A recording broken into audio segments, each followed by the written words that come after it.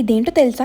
తెలిస్తే కామెంట్ చేసేయండి. ఎప్పుడైనా ఆ కాకరకాయతో అత్యంత క్రీమీగా ఉండే కర్రీ చేశారా? ఆ కాకరకాయ అంటే ఏ కాకరకాయ కాదు, అది ఆ కాకరకాయే. నాకు తెలిసి చాలా మంది తెలిసే ఉంటుంది. ఒకవేళ తెలియకపోతే వినేయండి. ఆ చిన్నగా నేను చూపించానే దాన్ని ఆ కాకరకాయలు అంటారు. చిట్టి చిట్టిగా ఉంటాయి అండ్ టేస్ట్ కూడా సరిగ్గా వండుకుంటే చాలా బాగుంటాయి. వీడియో తీద్దాము అప్లోడ్ చేద్దాము అనేం అనుకోలేదు. అప్పటికప్పుడైతే తీసి పెట్టేశాను అనమాట. ఎందుకు అంటే కర్రీ అంత బాగుంది. ఓకే, మేము ఇంక ఇది ఎలా చేసాము అంటే ఆ కాకరకాయలు తీసుకుని శుభ్రంగా వాష్ చేసేసుకొని చిన్న ముక్కలు కట్ చేసుకుని పక్కన పెట్టుకున్నాము. కర్రీ చాలా క్రీమీగా ఉందని చెప్పాను కదా, మరి అంత క్రీమీగా ఉండాలంటే ఏదో క్రీమ్ యాడ్ చేయాలి కదా. సో ఒక పేస్ట్ వేసాం. అది ఎలా చేసామంటే టొమాటోస్, మసాలా సామాన్లు, సన్ఫ్లవర్ సీడ్స్, గుమ్మడి గింజలు, అలాగే బాదం కూడా వేసుకున్నాం. బాదంకి తొక్క తీసేయాలి, లేకపోతే యాంటీ న్యూట్రియన్స్ ఉంటాయి. అలాగే కొంచెం అల్లం వెల్లుల్లి సాల్ట్ వాటర్ వేసేసుకుంటే పేస్ట్ రెడీ అయిపోయింది. ఆ తర్వాత కుక్కర్ తీసుకుని ఆయిల్ కొంచెం ఎక్కువ పడింది, అది కూడా వేసేసుకుని ఆనియన్స్, కరివేపాకు, పసుపు, కారం వేసి మిక్స్ చేసేసి ఆ కాకరకాయలు వేసుకుని కొంచెం రోస్ట్ చేసేసి ఈ మసాలా పేస్ట్ వేసుకుని దగ్గర పెట్టుకుని పైన కొత్తిమీర గార్నిష్ చేసుకుని వేడి వేడి అన్నంలో తింటే ఎక్స్పెక్ట్ చేసిన దానికన్నా బాగుంది. See bye.